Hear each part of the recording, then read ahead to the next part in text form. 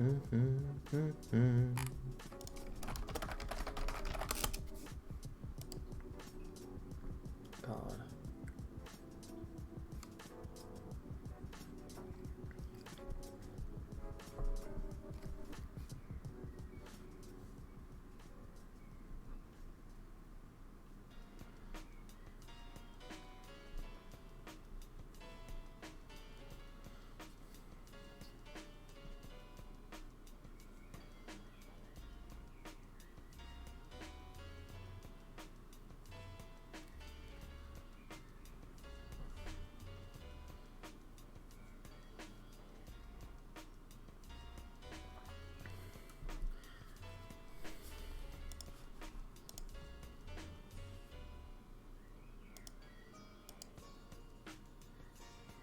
Hey Mitten, what's up, dude? I'm just chilling. I actually don't have like a going live thingy right now because I should be starting soon.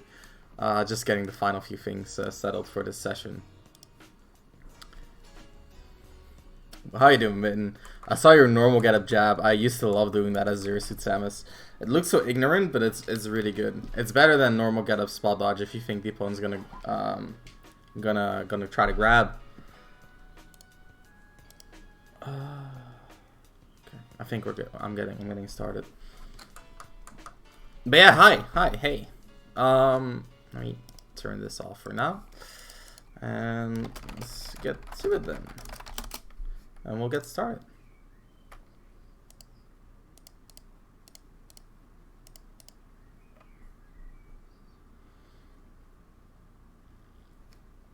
What's up, Nepta? Hope you're doing well. I was about to get started. Doing VOD reviews right now, but I did a coaching session with Bowser earlier. Alright, nice. Hey! Hey. How are you doing, CPU? I'm good. How about yourself? I'm doing well. Glad to hear you're doing good. Yeah. Hey, CPU, we're gonna be playing some games, and I do have an arena ready to go when we get to that. But before that, I like to talk a little bit with my students about basically what they want to get out of the session. So, sure. Yeah, why don't you tell me a little bit about why you decided to get coaching today? So, I don't know. I feel like I've had a lot of coaching over the past year or so, and I would like to hear just different perspectives on what people value and what they think I should improve on. So part of this is, I just want to get somebody else's opinion and sort of figure out, what the next step for me is. In the previous coaching session I had, I was with DeBuzz, and he highlighted a couple of habits I had, but I think the big thing was that he noticed I was imprecise with a lot of my attacks. Okay. So now that I've identified that, I'm not quite sure how to work on that skill specifically. So that's definitely something I want to go over with you. Okay, awesome. And then I feel like I'm pretty good on my sort of advantage state play, but I also want to figure out how to play more defensively. I watch players like Sinji play, and they just they grab the Galaxian and they sit behind Hydrant. And then they just get the 45% combo every single time. And, I feel like if I get the jump on the opponent, then, then I get that. And, I can go in training mode and practice that thing. But it's figuring out that window of, when am I able to connect this starter with the Galaxian or the Bell or, whatever setup I'm going for. Right. So, okay, correct me if I'm wrong, CPU. But it sounds like you're a very, practical type of guy who likes to have very concrete things to work on as you try to improve. Is that correct? Yeah. Okay. So that's okay. I don't want to deter you, but that's not really how it works in my coaching. Sure. So my approach is very theoretical in the sense that I'll take an example, right? So say that we play and I'm you play very aggressively. To me, I won't tell you stop being aggressive. I will tell you, hey, you're playing aggressively. Where does that come from, right? And then we try to look at how you think about the game and where in the way you think about the game we can fix something. Okay. Sure. So things like fixing precision, like I can tell you how to practice to improve that, and like I totally will if that's what you want from me. But like the meat of the session will be a little bit more theoretical. Okay, and Um, yeah, and that's totally fine as well. okay, cool. That's I mean just a disclaimer, you know, like Yeah, I not that you understand. feel all right, awesome. So let's talk about playing defensively because that's like the main thing that you highlighted, in my opinion, is that you want to try to play more defensively. Yeah. Why is that? Um, I think the so Pac-Man's a flexible character. He can play, very aggressively with his good boxing tools, Hmm. and all the different things he has. He can play very technically, but then he also has all these, he's got the trampoline and the hydrant that he can wall out opponents. Like he's just got these very good defensive tools that I feel like I'm not utilizing particularly well in my play at the moment. So having the ability to swap between all those different styles of play, I think is important um, for me as a Pac-Man player. So are there specific situations in which you feel like you should be playing defensively? Because what Um, you told me, and this kind of like this surprised me, and like tell me what you think about this, is that you mhm, say I have a really good advantage state, but my defense isn't great, and that is like to me that doesn't really click because like advantage state, like anyone in an advantage state should be aggressive, like whether you're playing like duck hunt or mhm, Sheik, or like if you're in an advanced state you should be aggressive, right. but then like defense or aggression in the neutral, like that is kind of like those are the opposites. So you put defensive play in neutral as the opposite of a good advantage state, and that kind of surprised me. So where does Mm. that come from? Can you tell me a little bit about that? So I guess it's uh, maybe aggression and defense are really the dichotomy. I should Mm-hmm. have said that uh, when I've got a string going, or if I get a setup that I've knocked the opponent off stage, and I've covered all their ledge options or whatever. That's when I feel really good about my play. But Mm-hmm. when we're sort of in neutral, and maybe they get a stray hit, and suddenly I'm either mashing a button in disadvantage because I feel like that's the best way for me to get out of whatever that situation is, or if it's even how do I take this sort of neutral position, we're both sort of standing and neither one of us is interacting at the moment, and how do I turn that neutral position into um, a I almost want to say like a passive advantage state where Yeah. they can't get to me right now, and I'm charging up something really powerful, or I'm Awesome. doing a Yeah. setup. Yeah, that's perfect. That's exactly what I was getting at. Awesome, awesome. You caught on. Okay, cool. So in that case, there's a lot of explaining that I don't need to do. That's awesome. So let me actually Mm, nuance what we just talked about a little bit, so that there's like, so that we're on the same page. Um, and then afterwards, like after a little bit of starting theory, I would like to get into some games, play you a bit, get an idea of what we're working with. Then we'll do some sure. review, play some more, review some more. But the starting theory is always the most interesting, in my opinion, because it basically. So what I'm trying to do is I'm basically trying to explain to you how I think you should think about these concepts. Hmm. And then when we get into the game, it's going to be a lot more like practical feedback on your play. So playing defensively, there's a very nice, very apt, very smart saying by Sun Tzu, who wrote The Art of War, Hmm. which says aggression is for times of surplus, and defense is for times of need. So when you're in a good situation, you should be aggressive. When you're in a bad situation, you should be defensive. So the weird thing for Pac-Man is that when he sets up his defensive play, like his Heidemann, like charging his fruit, he actually does create sort of a surplus, and from there Hmm. he can actually aggress. But the nuance for Pac-Man, which is very different than other characters, is that you kind of defend first, create a good situation, and from there you attack, rather than just trying to attack and then defend in case it goes wrong, stuff like that. Mm, So what I think okay. is very important is that you think about the game in terms of situations. Okay, Hmm. so when when you talk about playing defensive, you talk about, for example, like I'm gonna set down my hydrant, I'm gonna camp for my fruit, and I'm gonna hit them with Right. like the 40% combo. Right. And I think like that kind of highlights a nuanced or how do I put this? How to say this in English? Let me Google it.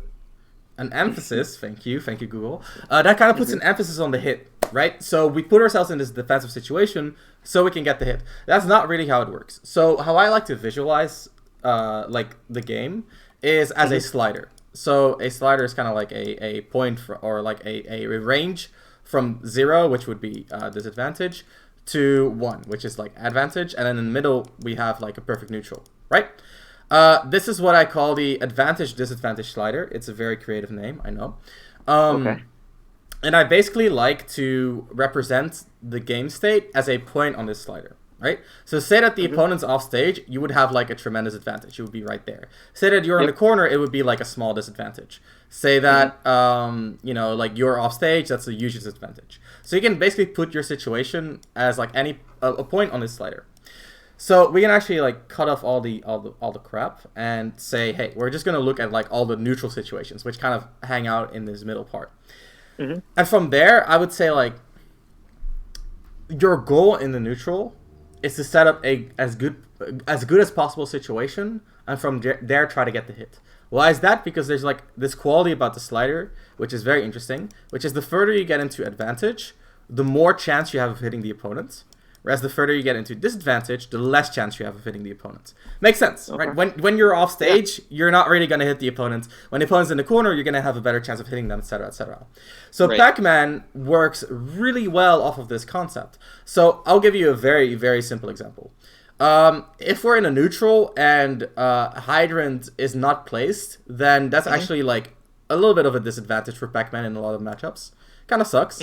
But if the neutral is in between me and the opponent, that's actually a bit of an advantage, right? So what we can see here is that just by placing the hydrant in between you and your opponents, you're increasing your chance of hitting them. Does that make sense? Yeah, I think so.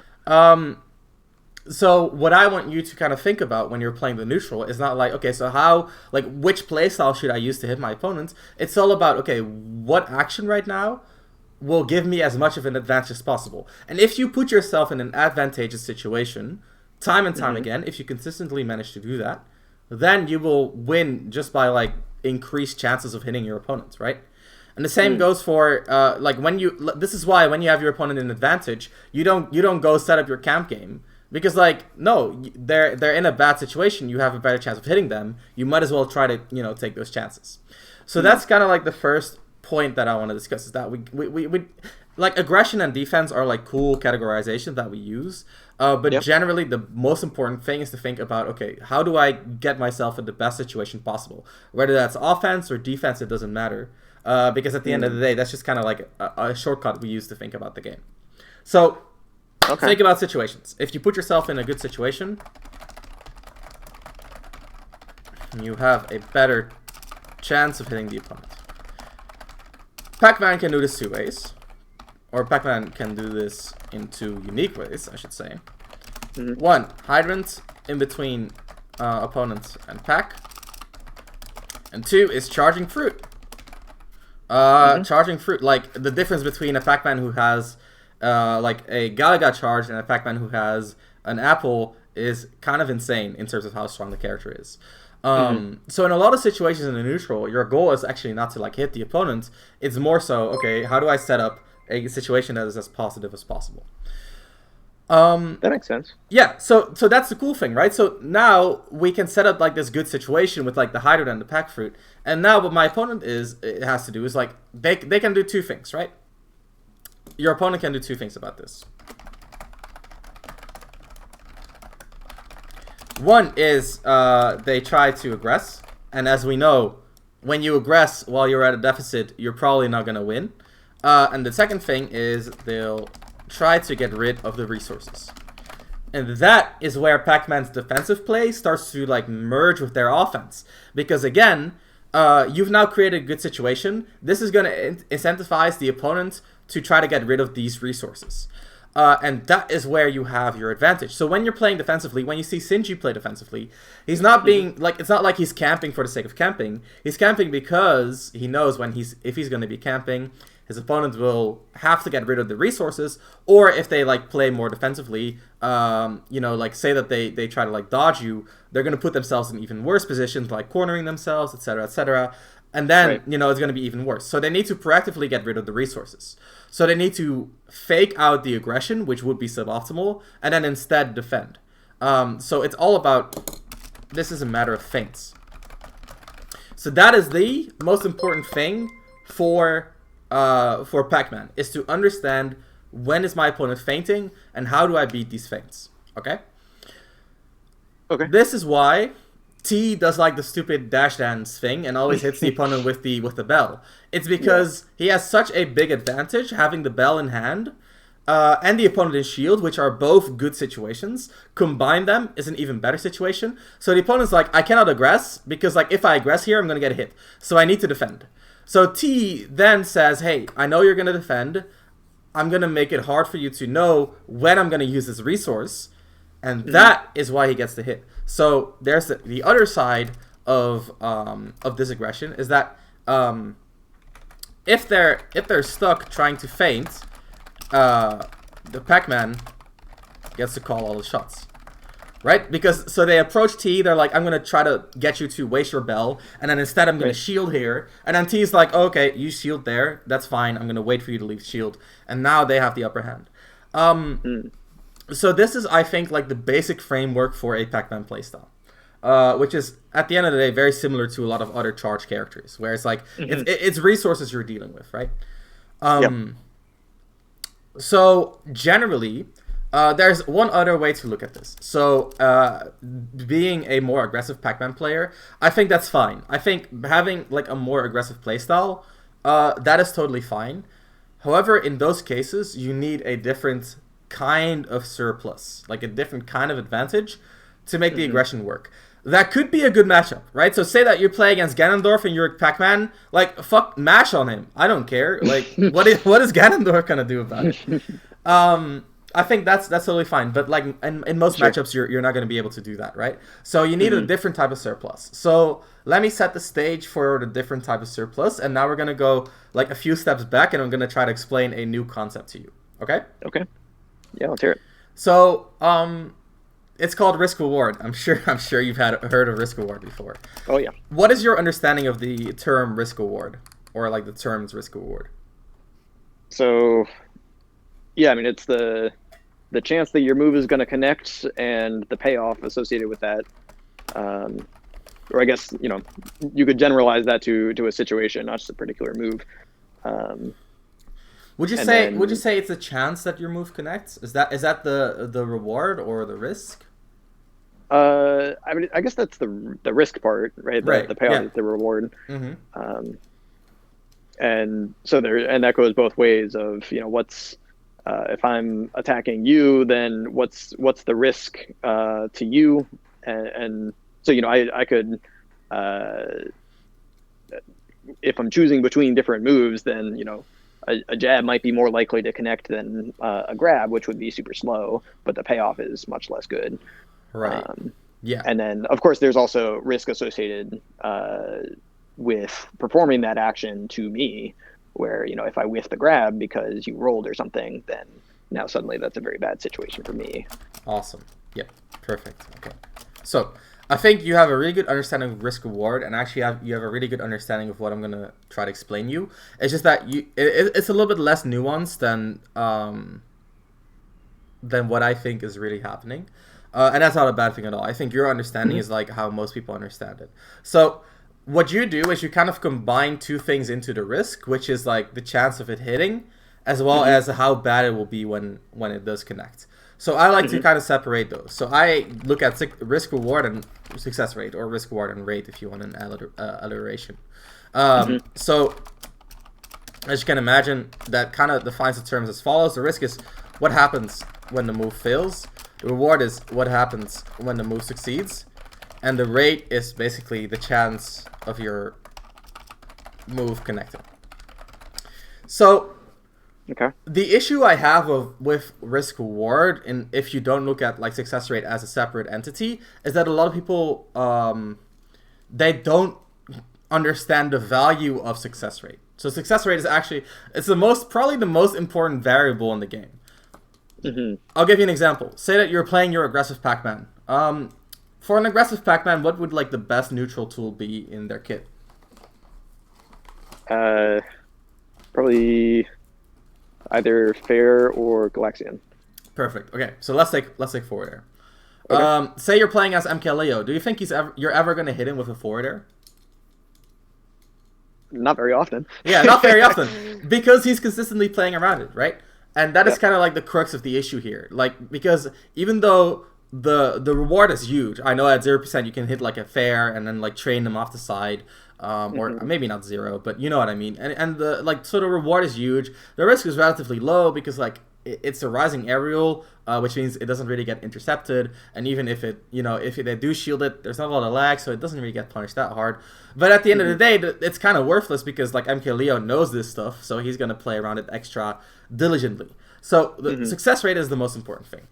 And this is why like when a noob like hits you with the smash attack, you get kind of salty because like it didn't really have that high of a chance of hitting, but they go for it anyway. So the success rate I define, or in my opinion, is made up out of two variables. One is coverage, which is the baseline success rate, and then there's the player read, which is the multiplier. So if someone covers a lot of options, it has a high success rate by definition, but a player read can multiply that, and like if the player is playing around it a lot, then that would make it effectively like a zero chance success rate. So Hmm.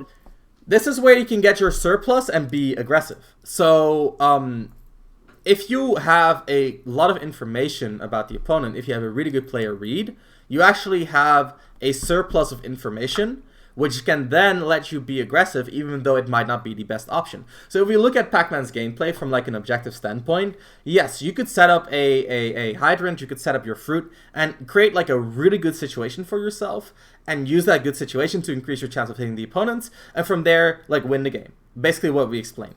Hmm. That like if you look at it very very objectively, like risk reward wise, that is the optimal play.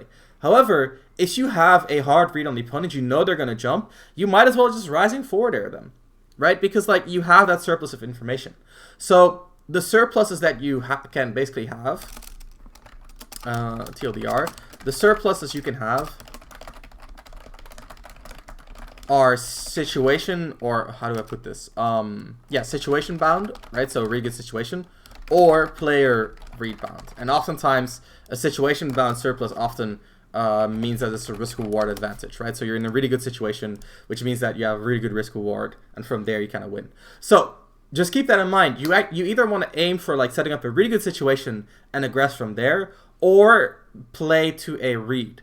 But then you need to be confident in the read. So since your success rate is so reliant on the player read, Hmm. success rate is the most important variable, right? It defines whether you're going to hit them or not.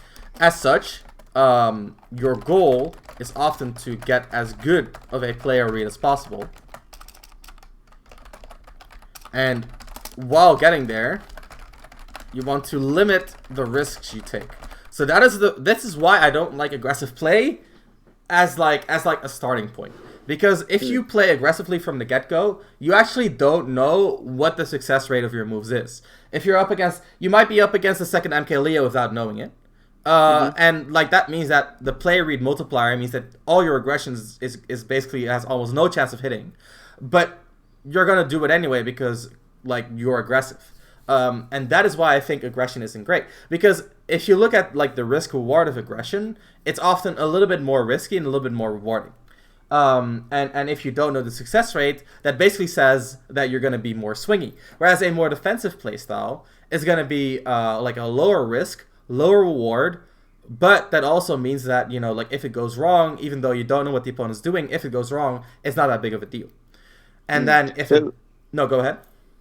I was just gonna say, so the sort of aggression defensive play style, it seems like um, you're saying that that's highly correlated with your success rate of of your attacks. Is that right? Perfect. Perfect. Perfect. That's exactly what we're talking about. Awesome. Okay.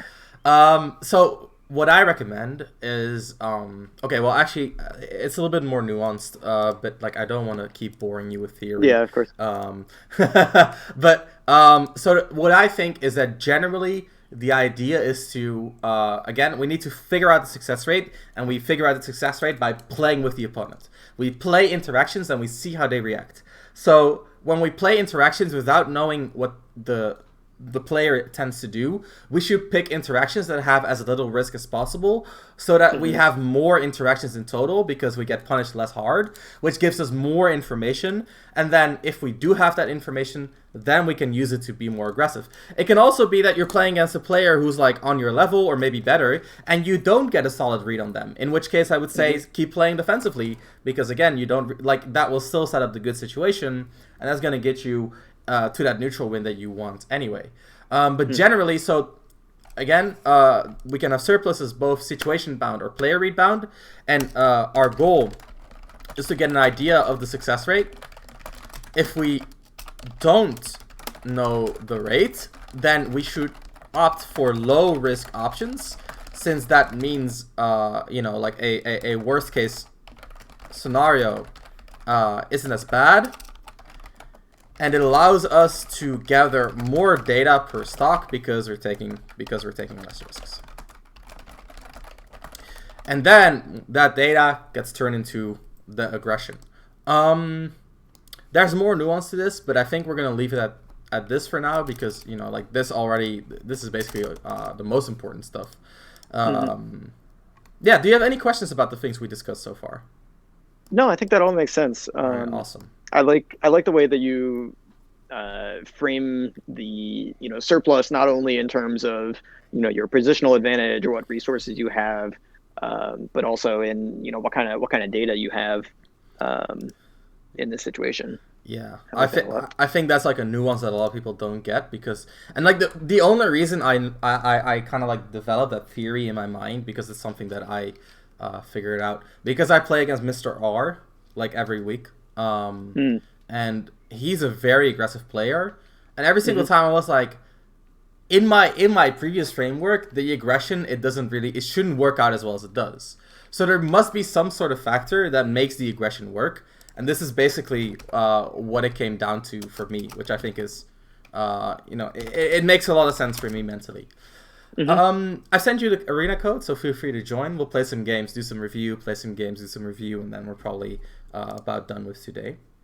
Okay. Sounds good.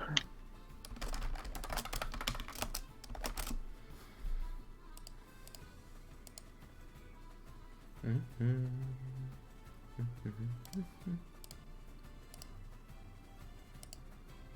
like how they removed some of the characters that look similar, but not all of them. Like there's still a B and an 8. Yeah. What's up with that? Man.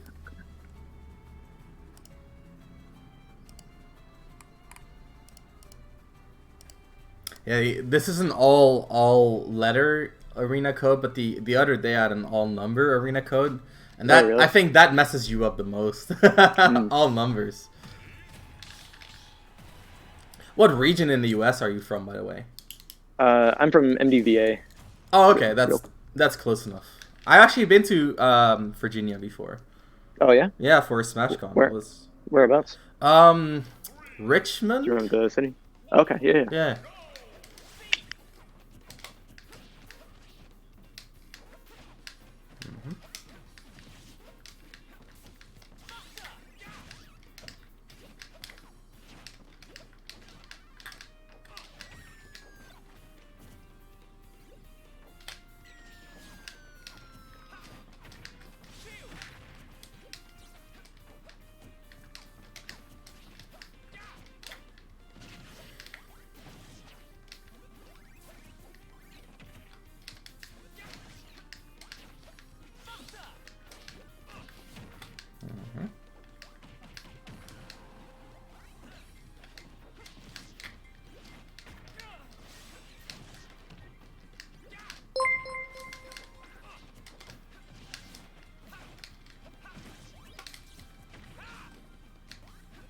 sent it nowhere. Yeah, that's the first hit of Forward Smash. It's kind of crazy.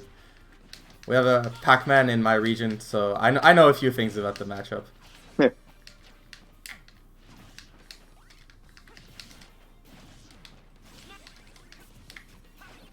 Mm-hmm.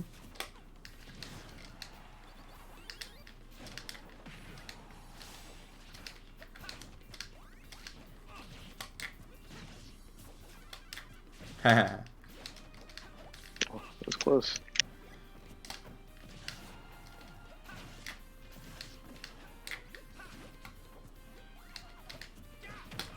Mm-hmm.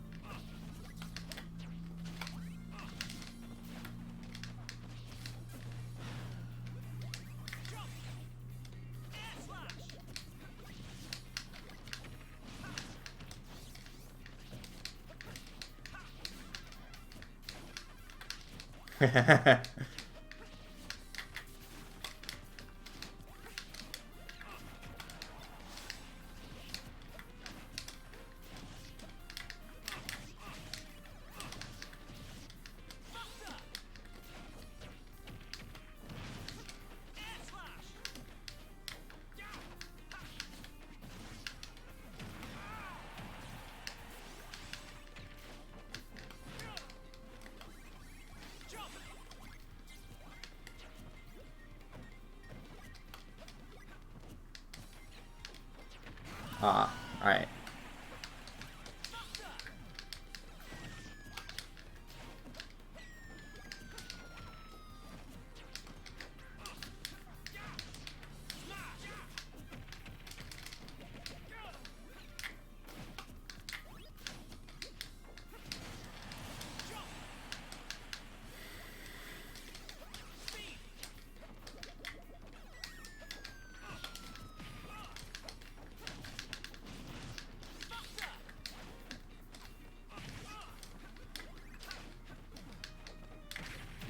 Yep.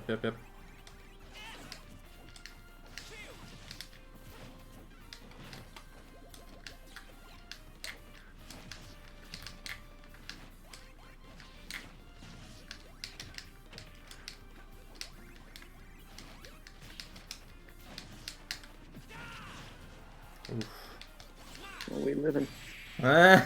Not sure about that one. All right. Let's do 2 more and then review. Okay. Okay, sounds good.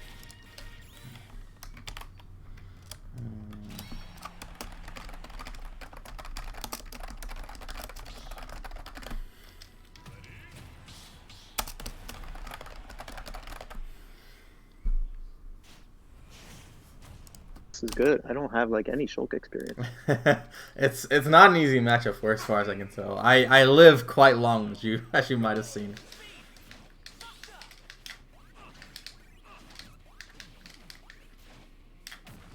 Mm-hmm.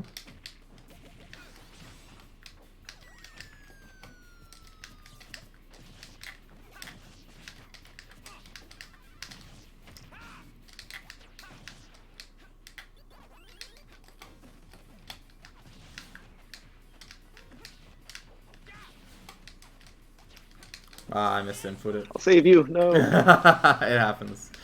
Got the buffer to air dodge.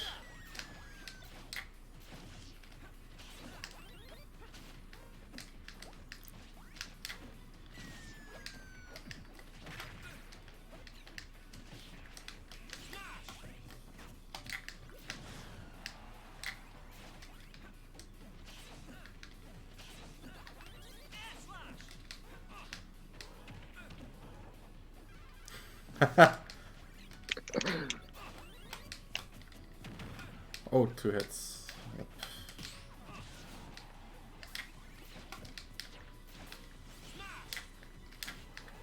Ah.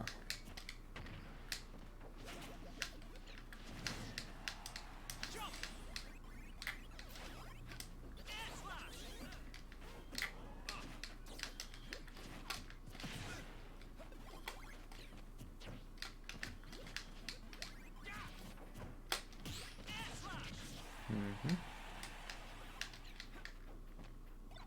Okay. Ah, Oh, that's a no. shame. Didn't mean to throw it that way. Shit. I got another air dodge buffer. I thought I had to attack that back air. Dang. Mm. It happens.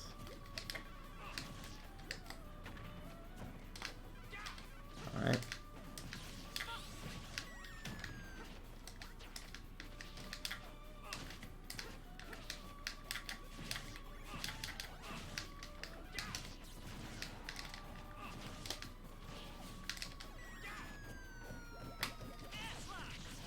Mm-hmm.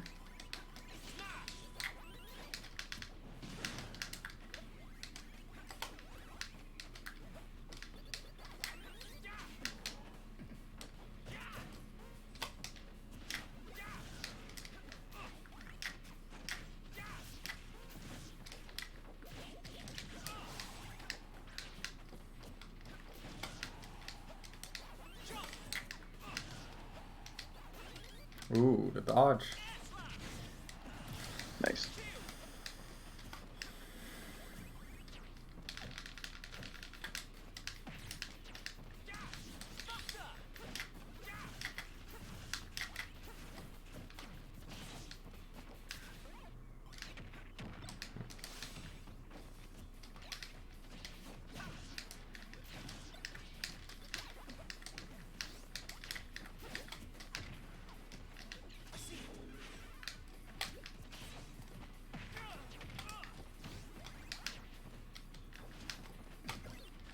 Mm-hmm.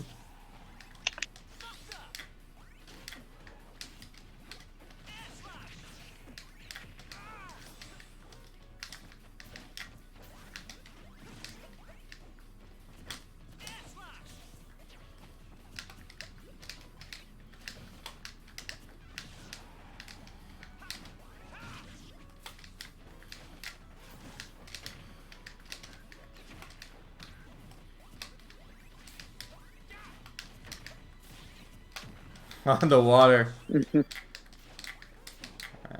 Alright. Ooh. Just spamming forward at the ledge. Don't worry. Yeah, not. Hey, if it works, it works. True. True. Alright. Let's do one more.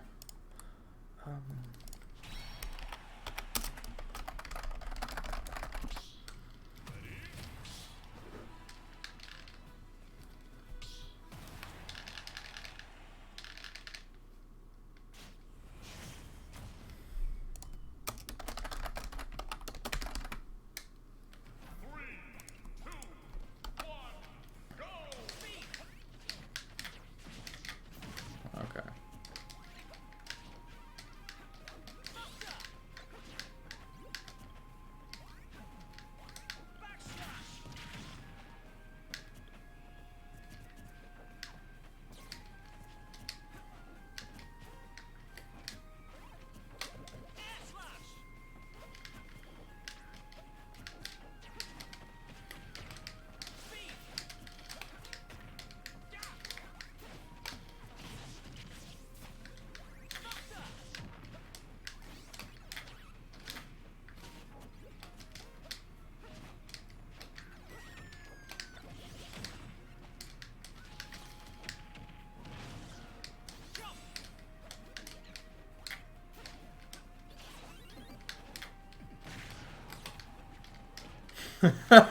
Alright then.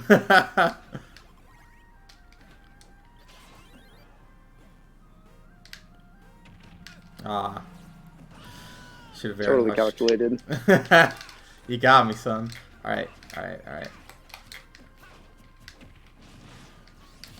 Oh, okay.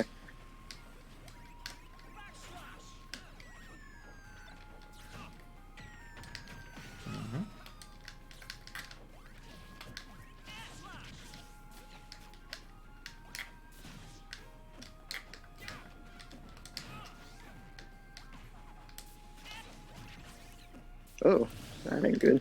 Alright, we'll pretend that never happened. Don't worry. Hey, you gave me 2 SDs last game, so we're good. That's true, that's true.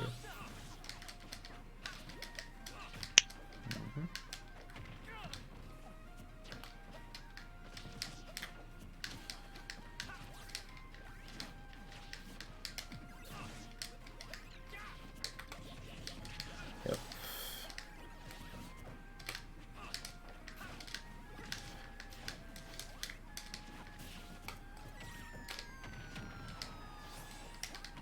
Nice. Interception.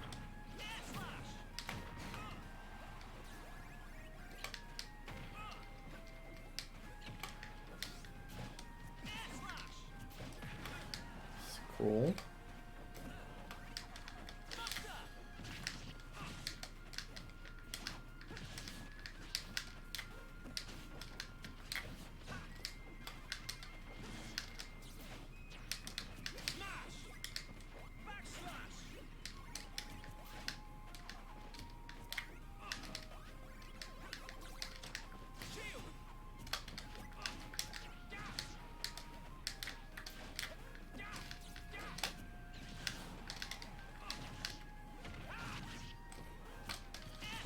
Ah, yeah, that wasn't what you were looking for. I saw that. I didn't think I would make it up onto the ledge.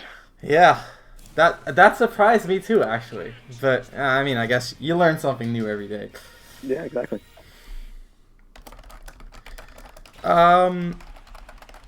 Yeah. Tell me,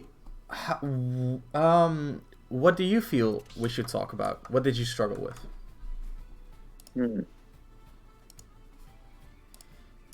So, I guess there were a couple instances where you were living into quite high percents. Mm-hmm. So I guess that's either, I was hitting you with things because you were getting to higher and higher percents. But I guess my selection of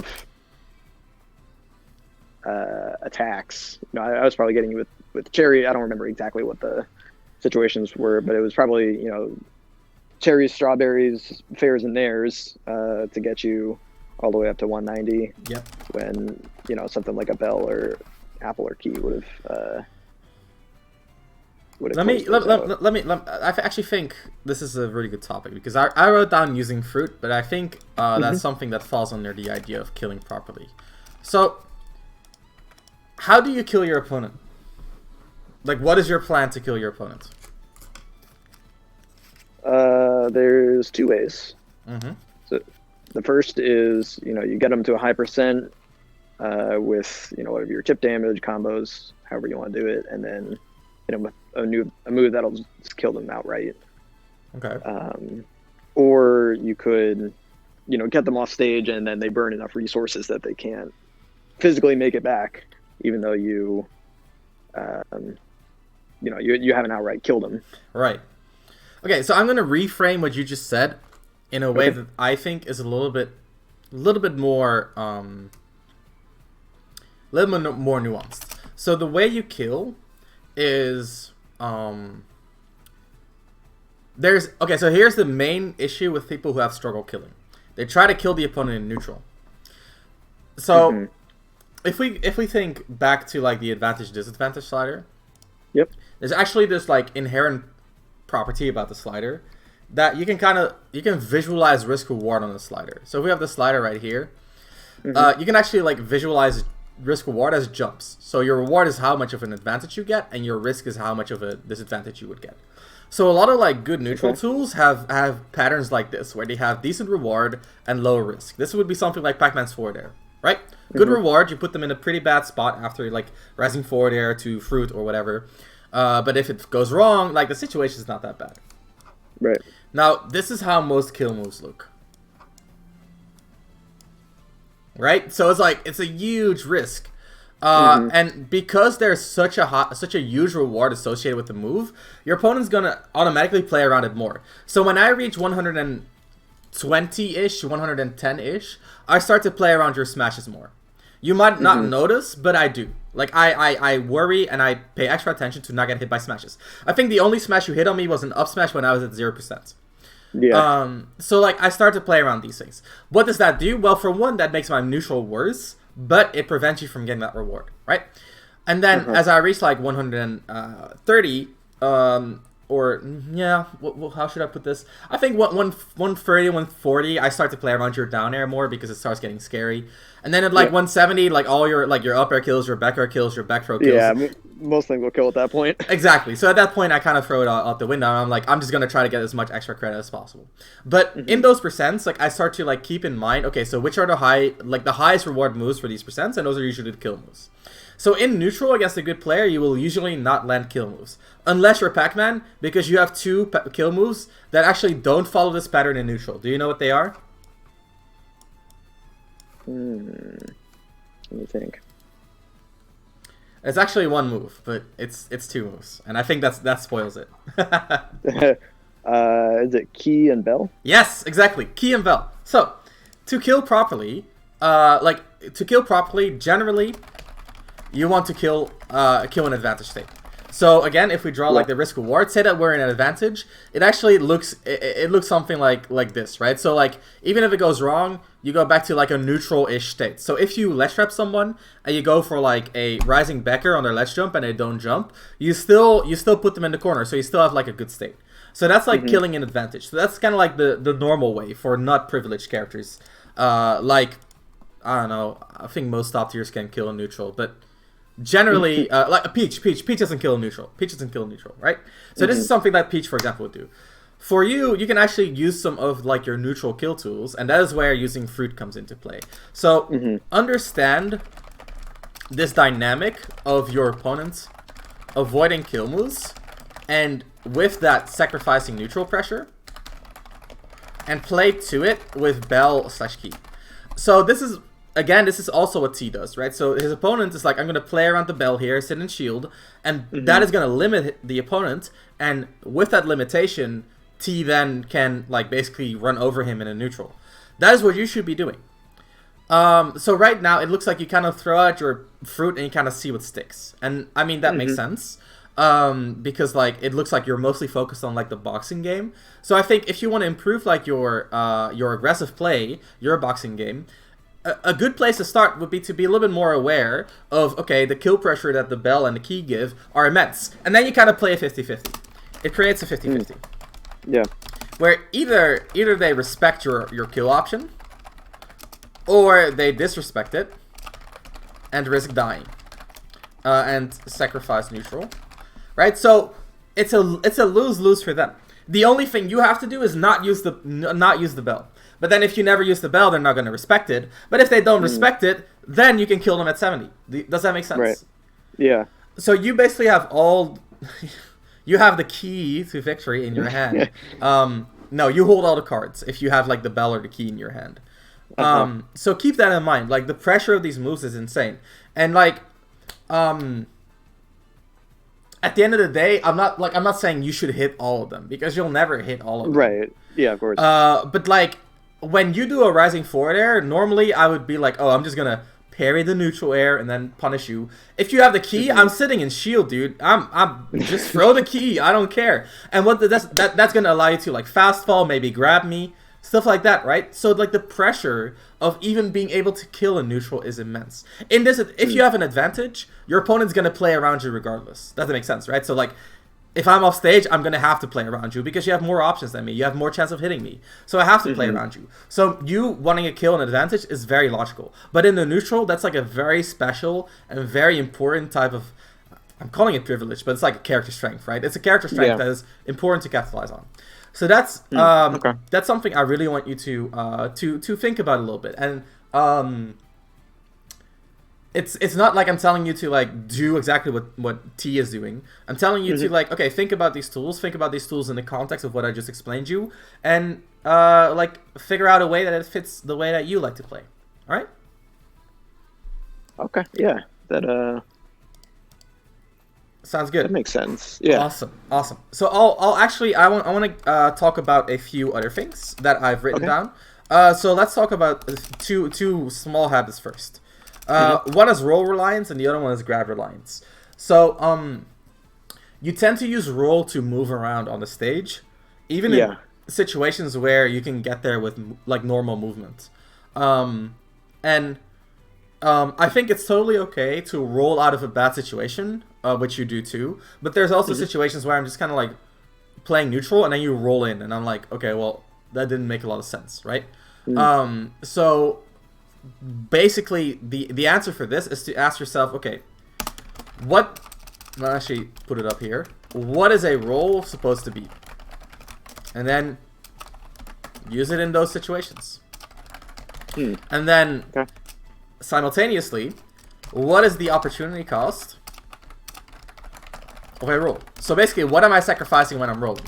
Well, you cannot shield, you're committing to an animation, you cannot aggress, right? There's a lot of things you're sacrificing by rolling. And I mean, there's a lot of things you're sacrificing by doing anything in this game. But understand, like, what is the opportunity cost? And then figure out which options cover for the cost. So, for example, when I roll, I put myself in like a pretty decently long animation. So my opponents, to beat that, they will have to like wait for my roll. So when they start waiting, I can actually cover that by just grabbing them, by rolling away, by dashing away, by jumping away, right? So like figure out some of the options that cover the roll, so that when it goes wrong, again, you gather the information on the success rate of the roll, and then based on that, you can use like your counter options. Have you seen my video on Game Plan 101? No, I haven't. Okay, awesome. So that's good. But if you send it to me, I will watch it. Exactly, that's what I was about to do. I'm gonna Google it for you, or like look it up, and put it in the document. It's nice having a content creator coach, because like this is 20 minutes of information that I don't have to teach you. You just get it for free. Yeah.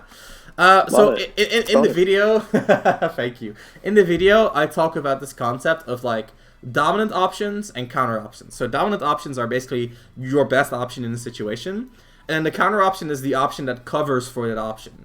And this is the same idea. So you can apply a dominant option counter option concept to like any option that you pick. If it's rising fair, then that might be the dominant option. Okay, so what is the option that covers for the fair? It might be waiting, it might be grabbing, it can be anything. So keep that in mind. Another thing, and this is more of a habit, you tend to aggress after a roll, and we'll talk more about this in a little bit, but I want you to be aware of this. So what you generally want to do is check if your roll is successful, and then decide to aggress or defend. So say that you actually dodge something, then you should turn that roll into like some aggression on your end. But if you didn't dodge anything, then I would recommend, like defending even after your roll. Okay. The second point is grabber lines. So you tend to grab a lot. Yep. It's a little bit scary at first, because like most Pac-Mans don't really grab a lot. But like the reason they don't grab a lot is because the grab is kind of ass. And then when I realized that, it kind of turns into a detriment.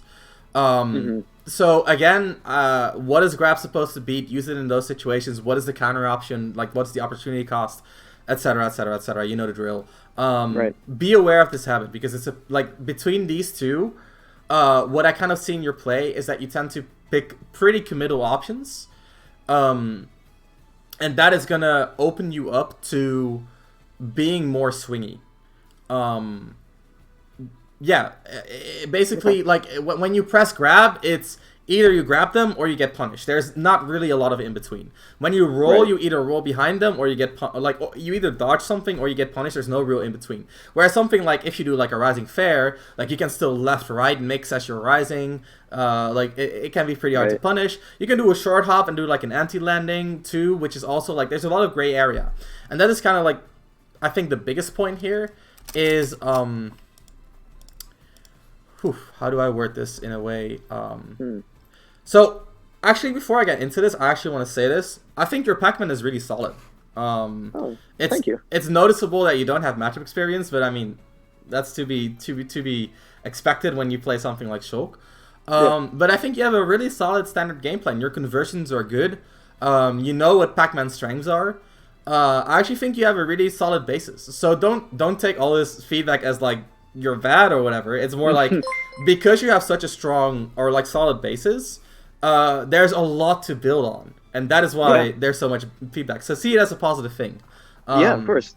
That's why I'm here in the first place. All right, awesome. Just making sure. Like, I don't want my coaching sessions to turn into like roast sessions, because like that's not. I'm trying to build you up. You know what I mean? Yeah, I get it. So yeah, Appreciate awesome. So the core of what I'm trying to say, and like these are the things that other coaches don't tell you, and like, I hate it. Look for the gray area. Mm-hmm. So the gray area. Yeah, because I guess there's uncertainty in that. Yeah. What does that uncertainty mean? Well, if I commit to a grab, like you said, it's very black and white. It's binary. Either I get the grab or I get the punish. But with the the rising fair, I have a lot of opportunity that even if the fair didn't connect, I've got other things that I can pick out of that. Yes, exactly. The gray area is where second guessing. Well, yes, exactly. But I'm gonna nuance it in a little bit of a different wording. It's where you outplay the opponent. Okay. It's where you like that. Find mix-ups. It's where you nuance your play. It's where you optimize silently. Right? So it's basically like if something is very black and white, of course you can beat someone with like very black and white strategies. But again, it's a little bit more swingy. If your opponent knows the matchup, you're not gonna get away with it. Stuff like that. Whereas if it's gray area, it could go anyway. And like it can go into so many directions that there's more room for you to outplay your opponent.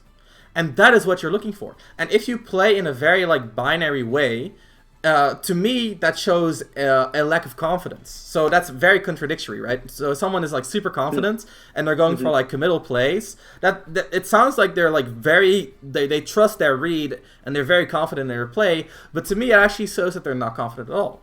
Because I think when you look for the gray area, you trust yourself to play the game on so many levels that you eventually find like a level where you're better than your opponents and you can outplay them on that. It's all about like trusting yourself that even if you make a mistake, you can still outplay them. It's all about trusting yourself that even if you do something right, you don't need to like hard commit to it. You can get a small win on a good read and still take that small win and like turn it into a set win.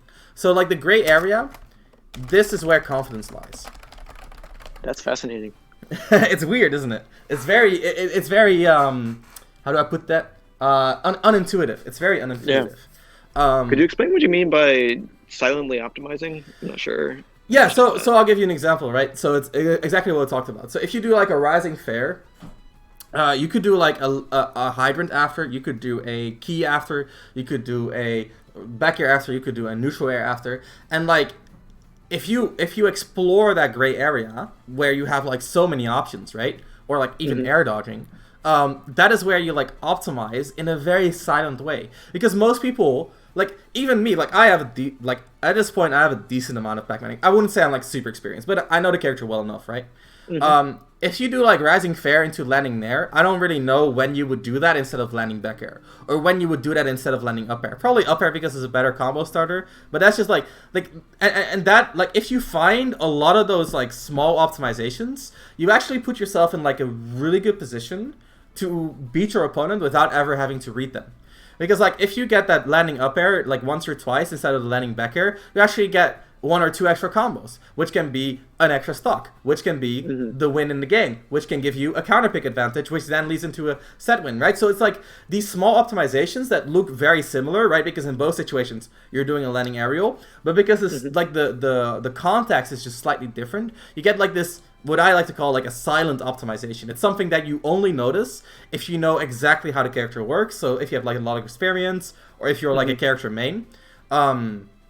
And those things, they actually do a lot at least at like a top level. I think at the level that you're at, it's not going to be like super groundbreaking. Sure. But it's definitely like something that's going to play into your victory. Yeah, okay. Does that explain it? Yeah, I think so. Awesome. Appreciate it. Awesome. No worries. That's why I'm here. So let's talk about two final things. I actually, unfortunately, don't think we have much time to do more games. But I mean, it's good knowledge, right? Yeah, for sure. So the first thing is attack defend patterns. So this is something that's very common among like even like high level players. Is that like a lot of players tend to attack, and then defend, and then like attack, defend, etc. until they get a hit, until someone gets hit. You do this too. So like you do like your like rising nair, landing aerial, which is basically quote unquote like one attack in your play, and then if it doesn't work, you shield. And then out of shield, you do a rising forward air. So like you defended, now you attack. And then after you land, you roll away. And then after the roll, you do a dash attack. And then after the dash attack, you spot dodge. And then after the spot dodge, you attack. And then after that, you see, so there's like a pattern where you like attack, and then the attack misses, or like doesn't work. So you're like, oh, he could punish me, so I'm gonna defend. And then you're like, oh, my defense succeeded, so I'm gonna use the opportunity to attack. And then, oh, my attack failed, etc., etc. And while, like, if I explain it that way, it sounds like a very logical thing, right? You attack and then you defend in case you get punished, and then you can turn your advantage into an attack again, which is very true. However, it's also very predictable. So basically, what you want to start doing is two things. One, attack, slash defend patterns. Or, well, mix-ups. So this could be something like, I'm going to do rising forward air, falling neutral air into rising back air. I don't give a fuck. You know, like, I'm at a disadvantage, but I'm going to attack again. Because I think my opponent's going to read the fact that I'm going to defend and try to get, like, a landing aerial, and I'm going to hit them out of the air for doing that. Right? So that's like attack. There's also defend, where you're like, I'm going to roll in, or like, I'm going to shield, and then I'm going to stay in shield longer than they expect, which makes them overextend, and then I get to punish them out of shield. So these type of mix-ups are very important for breaking the pattern. The other thing you need to start doing is timing mix-ups. So this is like you can win by doing attack defend patterns. Like actually you could win easily doing attack defend patterns as long as you mix up the timing. So like if I know you're gonna defend, that's all fine and dandy, but if I don't know when you're gonna stop defending, or when you're actually gonna roll, or when you're actually gonna spot dodge, then like my read doesn't mean anything. Right, it kind of throws off the tempo. Exactly. You mess up your opponent's rhythm, or more accurately, you mess up your own rhythm, which your opponent is reading. So timing mix-ups can basically, even if you're doing something that is predictable, like attacking again or defending, you can still make it unpredictable with timing mix-ups. And you actually don't use a lot of time mix-ups. You could do with more like empty landings. You could do with more like empty movements. Stuff like that is really going to help your elevate your game to the next level. Okay. Final thing for today is aggression clues. So this is a pretty big one. I think your play, you have a generally good idea of when you want to aggress, but it's not defined well enough, which allows me to bait you into aggressing when it's not really a good thing to do. So there are situations where I'm like, okay, I can just kind of like hint at you that I'm vulnerable right now, and you'll take that bait and just like kind of, and I can just like from there punish you for doing that. So what you need is you need clues that are gonna tell you like, okay, this is a good moment to aggress. So in other words, be concrete about which things justify you aggressing. So that could be them rolling in. Oh, now they're in the roll animation. Now I can aggress. It could be them doing a landing aerial and whiffing. Oh, they're now in landing lag. I can now aggress. It could be them shielding. Oh, they're sitting in shield. Okay, they cannot do much out of shield, so now I can aggress, right? So find some like concrete clues that are gonna allow you to aggress. And this is homework. So this is like, write this down if you must. But the more concrete, the better it's gonna be. Because I think like, again, you have a good idea generally, but it's a little bit too ill-defined, which makes it easy to kind of like play with that expectation. Whereas if you really like make it as concrete as possible and turn your play, and like I hate to kind of sell it this way, but like you need to be a little bit more robotic in that sense. And like I'm not telling you to like throw your instinct out of the window, because at the end of the day, these clues as well are like player reads. Right, so like you read the fact that they're gonna, or well, you react to the fact that they're in shield, and then you read the fact that they're gonna be stuck in shield.